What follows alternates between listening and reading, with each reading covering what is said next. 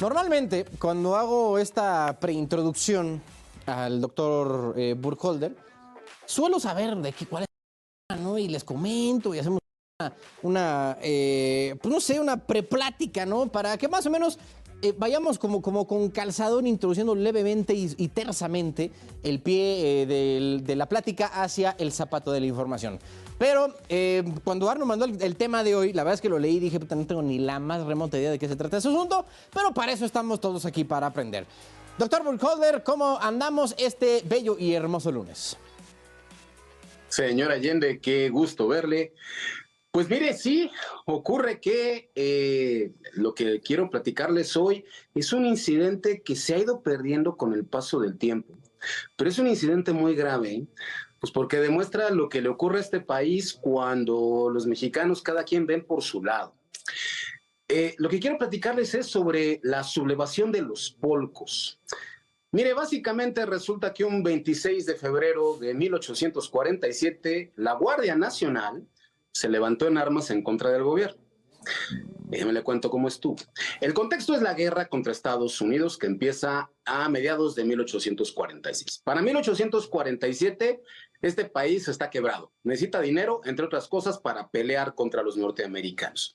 El presidente es Antonio López de Santana, el cual ha decidido que él va a dirigir la lucha como general en jefe y deja en la Ciudad de México a un hombre con el que trabajó muchos años, llamado Valentín Gómez Farías. Él queda de presidente sustituto. Los dos saben que necesitan mucho dinero, porque no hay otra forma de sostener la guerra. Necesitan como 20 millones, que es una cantidad muy grande para la época. Y solamente hay una institución que les puede prestar ese dinero. No existen los bancos, no hay grandes empresas. México es un país muy atrasado en ese aspecto. Entonces, el único que puede prestar es la iglesia. El 11 de enero de 1847, el Congreso autoriza al gobierno incautarle posesiones a la iglesia que no utilice, pues con la idea de utilizarlas para la guerra, pero nada más son 15 millones. Desde el 11 de enero hasta el 26 de febrero creció un enorme movimiento de oposición dirigido por la iglesia, los cuales decían que, ¿y yo por qué tengo que pagar esa guerra que ni siquiera la provoqué yo? No estoy de acuerdo de hacer.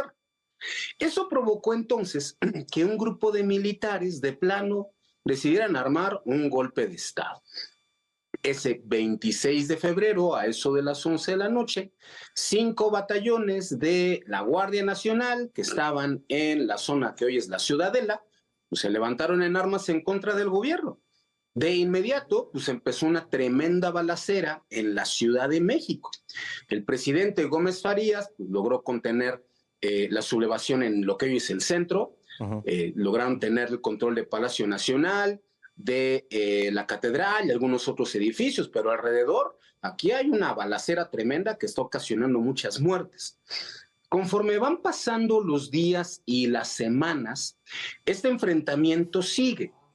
Y poco a poco, entre el pueblo, empezó a correr la versión de que los que se habían levantado en armas, pues al principio eran gente de muchísimo dinero, que pues, simplemente no querían a este gobierno y que, entre otras cosas, tenían la moda de bailar una danza que estaba muy de moda en ese entonces, la polka, que venía de Europa. Y entonces por eso empezaron a llamarlos los polcos.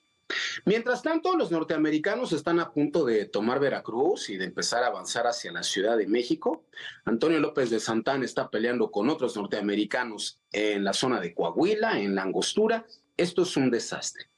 Pero conforme van pasando las semanas, pues resulta que los mentados polcos no tienen forma de ganar, porque además para la población de la Ciudad de México, pues fue una auténtica insulto a la patria que en medio de una guerra la Guardia Nacional pues, se atreviera a levantarse en armas. Entonces tienen que empezar negociaciones. Por ahí del día 10 de marzo, un grupo de diputados de plano le escribe a Santana para pedirle, por favor, regresa, porque esto es un relajo y no tenemos forma de resolver. Y Santana acepta hasta el día 21. Parece entonces, además, corre el rumor de que la iglesia directamente le ha pagado al comandante de los Polcos, un hombre llamado Matías de la Peña, aproximadamente 90,000 pesos, que es una cantidad enorme en ese momento, para pagarle a los soldados sublevados. Total, llega Santana, que ni siquiera entra a la Ciudad de México, se queda en la zona de la Villa de Guadalupe, y ahí pues puede negociar con unos y con otros. Y pues negocian que le van a regresar a la iglesia todo lo que le quitaron, y el presidente Gómez Farías va a tener que renunciar al cargo y que a cambio la iglesia va a prestar solamente 2 millones de pesos de los 20 que se necesitaban al principio. Con eso pues terminaron el conflicto y hay que decir que muchos de estos polcos después pelearon contra los norteamericanos cuando ya llegaron a la Ciudad de México por agosto, septiembre de 1847. El punto es lo que ocurre después, pues porque de inmediato empiezan los rumores de que aquí hubo algo más, de que no se trató solamente de que la iglesia defendiera sus privilegios. Y empezó el rumor de que muy seguramente el gobierno norteamericano había convencido a la iglesia de que a cambio de respetarla, les ayudara a organizar una sublevación en el país que tuviera distraído al gobierno mientras las tropas norteamericanas tomaban el norte del país, tomaban Acapulco, tomaban Veracruz y de inmediato terminaba la guerra. El conflicto propiamente acaba el 27 de marzo con la firma de un acuerdo de paz cuando las tropas de la Guardia Nacional vuelven a integrarse al ejército, pero quedó esta sensación de que pues, teníamos un ejército que al final no era lo suficientemente leal y que muy seguramente eso iba a terminar influyendo en lo que iba a ocurrir después en la guerra, pues como pasó en septiembre de 1847 cuando México es derrotado. Por eso hay que recordar ese tipo de acontecimientos, señor Allende.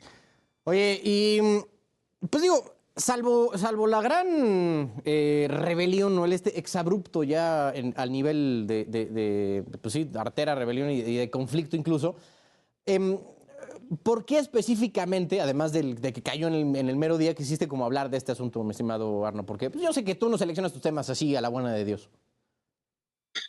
Mire, me llamó mucho la atención el tema, pues justamente por las circunstancias que estamos viviendo en este momento, porque si algo necesita este país, creo yo, es ante los dos posibles proyectos políticos a futuro, pues primero mucha serenidad, especialmente por parte del Ejecutivo, y una ciudadanía madura, una ciudadanía que tome en cuenta que por encima de los problemas que estamos afrontando, lo más importante es México, que en 1847 gran parte de la derrota se debió justamente a que la ciudadanía estaba viendo para otro lado, a que no consideraban que la nación era importante. De hecho, había quien pensaba que México como tal seguía sin existir.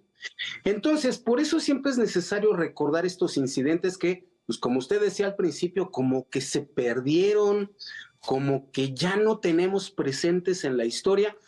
Pues lo que pasa es que es parte de un conjunto de acontecimientos francamente vergonzosos, pero pues es necesario recordarlos si pretendemos tener un mejor futuro.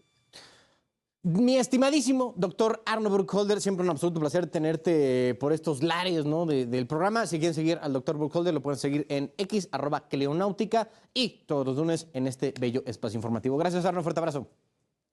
Gracias, nos vemos la próxima semana. Claro que sí, el doctor Burkholder ahí está para todos ustedes. Y esta rebelión de los polcos que en mi vida la había escuchado, pero pues para eso estamos aquí, ¿no? Para aprender de distintas cosas.